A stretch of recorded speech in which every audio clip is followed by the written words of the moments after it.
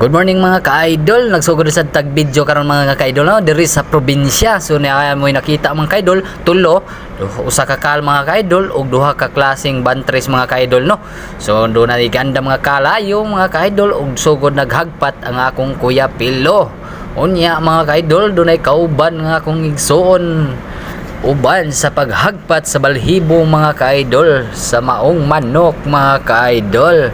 Unya mga ka-idol isugdan dayon sa pagluto ug sa pagtuyok-tuyok ni maayong manok mga ka-idol. Di ara nagsugod na tuyok-tuyok mga ka-idol. Katuwa ng sugdan rog kaon mga ka-idol no. So inyong nakita mga ka-idol, dunay nagpungko duha ka buok atong tanawon. Nagbabay-babay man din mga ka-idol. So nalipay siguro silang nakita mga ka-idol. So inyong nakita mga ka-idol, nagsugod na og brown mga ka-idol. Tanawa mga ka-idol nang liki na jud na mga ka-idol no. So 4 ka kilo ang bawat isa mga ka-idol no. So meaning nag-brown mga ka-idol. So luto na mga ka-idol no.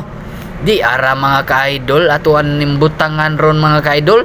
Sus nagsugod naman din naglaksi mga ka-idol. Grabe man din magkahumot ni mga ka-idol no. So di ara ang aktual mga ka-idol. So duha ka buok mga ka-idol nga dagko. So ang usa ra mga ka-idol gilatan tinibuok. So